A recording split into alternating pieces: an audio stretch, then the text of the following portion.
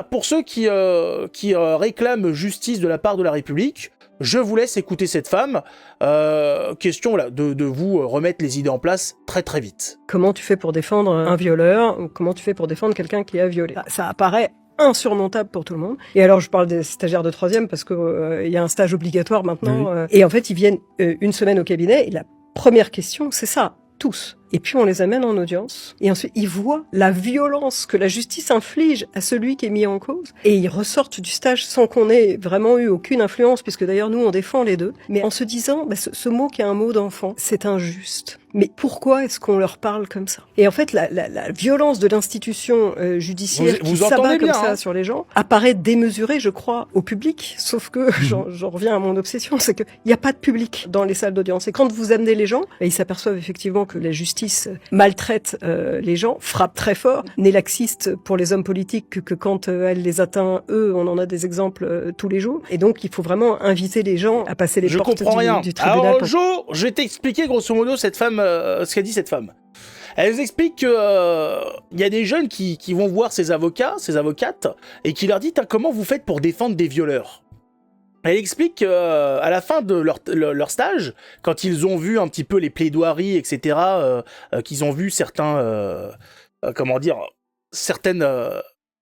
tribunaux, ils trouvent que le comportement des juges à l'encontre des violeurs est injuste. L'acharnement qui est mis sur les violeurs en France est injuste. Voilà. En fait, elle explique que c'est le mot qui vient à la bouche de ces jeunes qui assistent à ces tribunaux. Voilà. Ils sont accablés en larmes face à la méchanceté des tribunaux contre les violeurs. C'est ce qu'explique cette femme, en fait.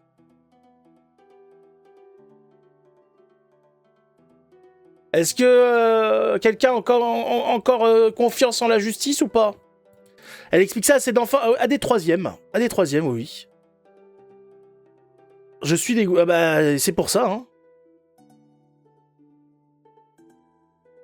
Il faut chialer sur le coupable et s'essuyer avec la victime. Ah, hello, très bonne image, effectivement.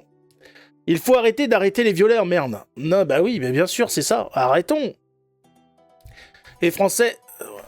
C'est ça la gauche. Mais c'est la République, je vous le rappelle, la République, le concept, il est simple. Quand il y a quelqu'un qui fait quelque chose de mal, c'est la défaillance du système en entier. C'est parce que la société a défailli. C'est pas l'individu n'est pas responsable, c'est la société qui est responsable. Il déresponsabilise tous les individus et rend responsable la collectivité. C'est comme ça que fonctionne la République. Voilà.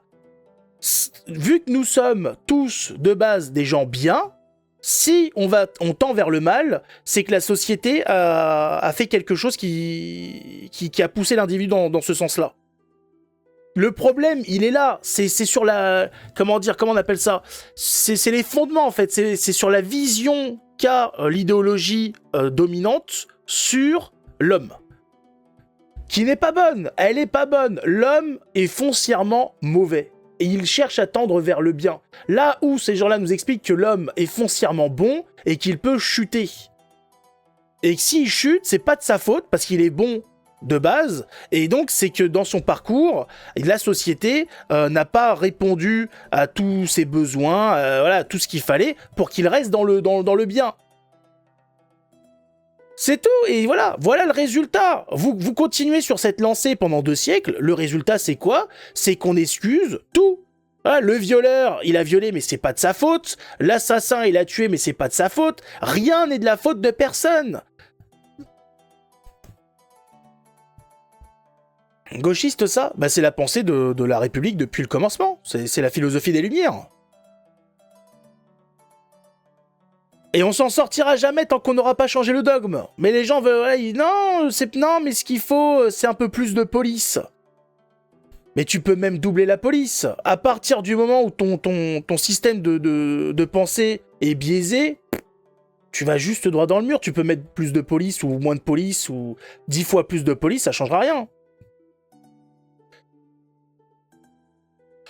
La gauche est laïque, mais une profonde charité chrétienne débile à souhait. Bah non, parce que la charité chrétienne, comme le dit l'adage, charité chrétienne commence par soi-même. Hein. Donc, non, c'est pas de la charité. C'est de la à la limite, c'est de la charité chrétienne à l'envers. Hein. Voilà. Charité bien ordonnée commence par soi-même. La charité bien ordonnée à gauche, c'est que ça commence par par les autres. Voilà. Au dépit de soi et des siens.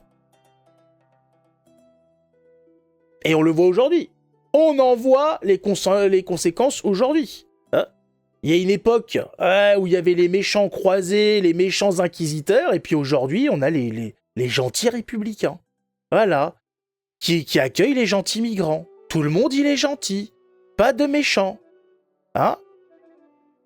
On accueille, avec le sourire.